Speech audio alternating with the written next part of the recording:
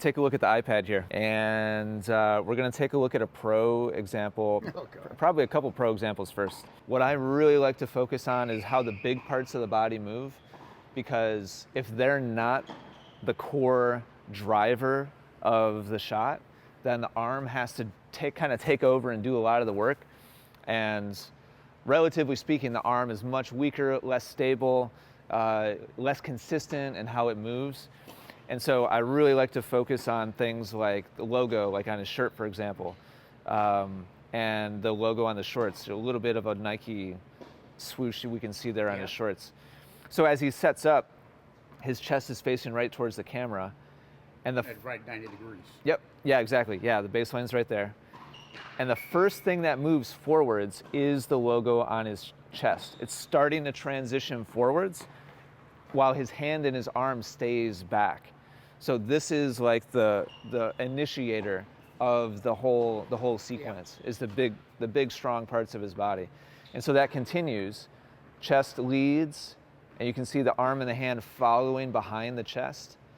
And so by the time he hits the ball, his chest is going to be parallel to the baseline. And it started perpendicular to the baseline, as you pointed out. Yeah. So there's the baseline right there. So at contact, his hips and his chest are facing his target. Yeah. And then once the ball's off the racket, all the work has been done. And so his arm and his hand just go totally passive and relaxed. And there's no real effort after that.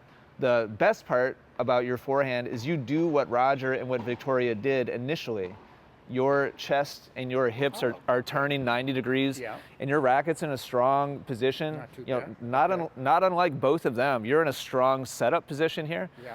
And this is a lot of potential energy that can be used to hit the ball.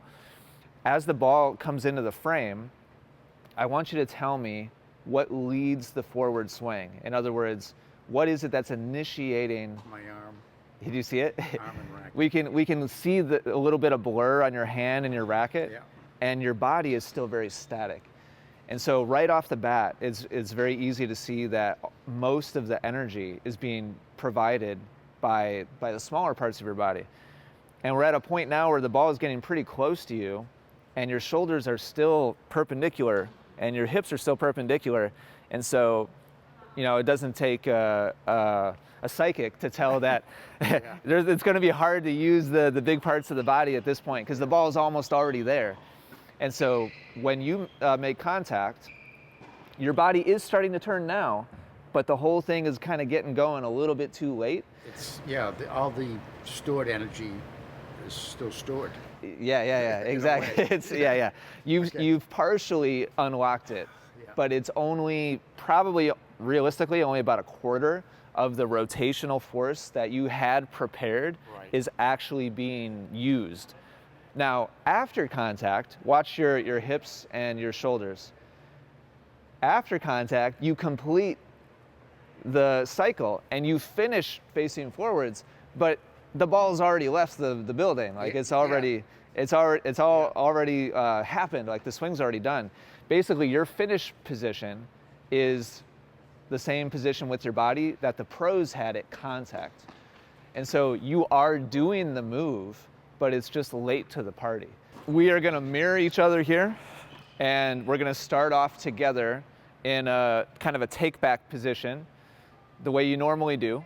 So body perpendicular to the service line, racket back, and now we're gonna call this position one. So from ready position, this is position one, preparing for the ball to come in.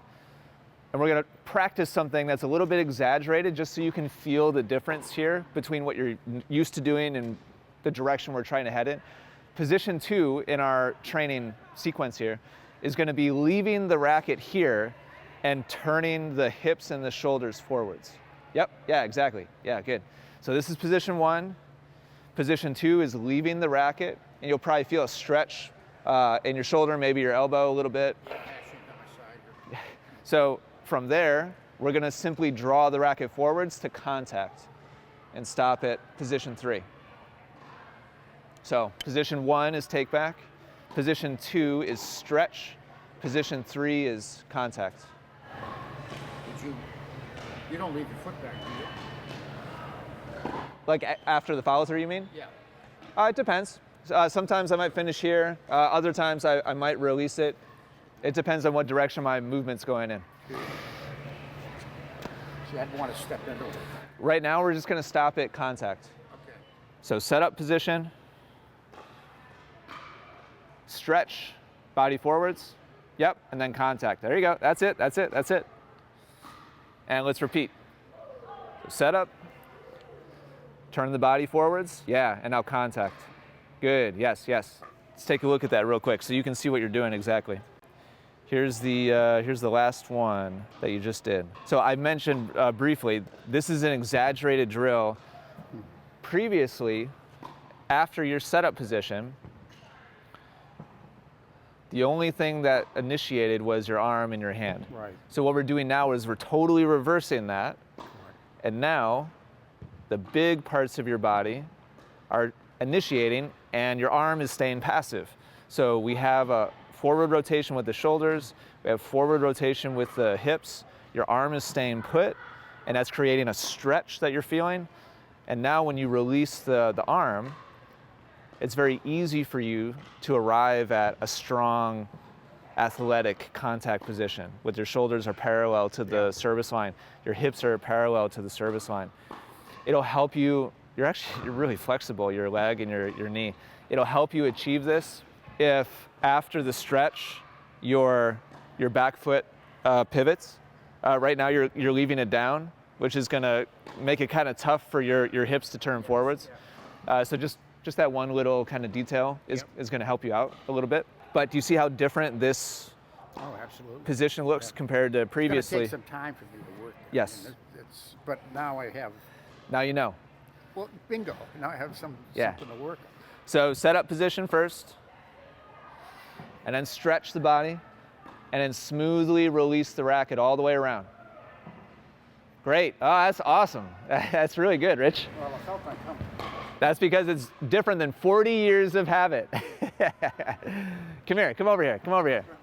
Tell me if it looks uncomfortable. I totally understand it feels uncomfortable because it's so different than what you're used to.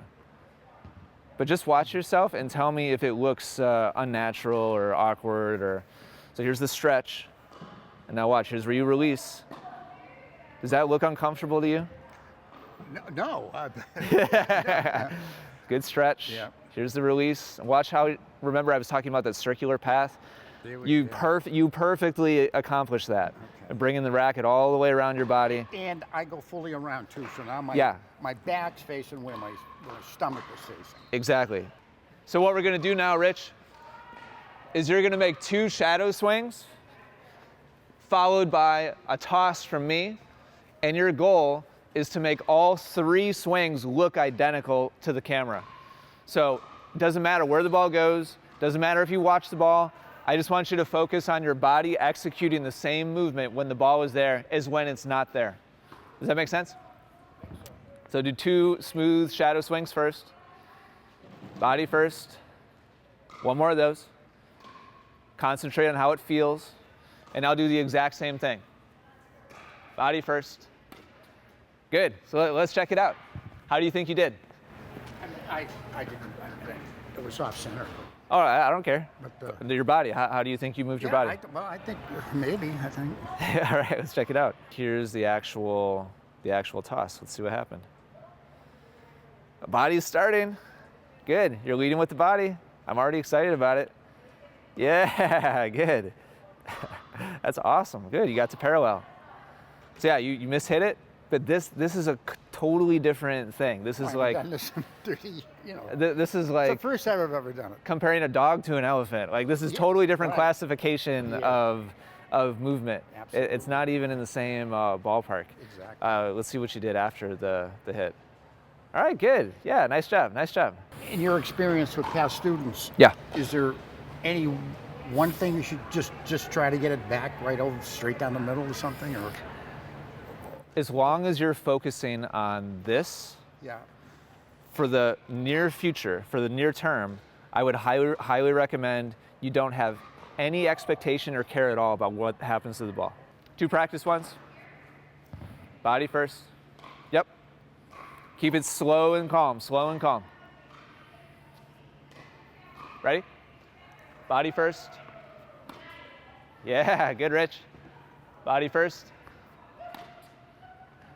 Okay, you're a strong guy, but you've never actually used that strength until just now. Well, Your stored energy was staying stored, yeah, and now you're actually utilizing it and releasing it. And this follow through is awesome. It's a totally different thing than what it was an hour ago. Good early turn. We're getting a parallel before the ball even gets there. And so now your arm can just be relaxed and passive. it feels almost like a whipping movement. Yes. Is that Yes. on the arm, as opposed to before? Yeah, there's a phrase. I don't know if I'm explaining it correctly. Oh, you are. Yeah. There's a phrase in tennis that coaches and players use a lot called lag and snap. Yeah, sure. Lag is this. That's the stretch. Yeah, lag is this right here. Yep, exactly. Right. And now you're doing that. Yeah. And when your arm stays passive and your body keeps turning, eventually that stored energy in the racket head will release, and that's the snap part of it. And so that's what you're feeling. That's the whip motion that you're feeling there. Right. Okay. Probably never felt that before. No. Because previously everything was linear, everything was just direct. But anyway, this is fantastic.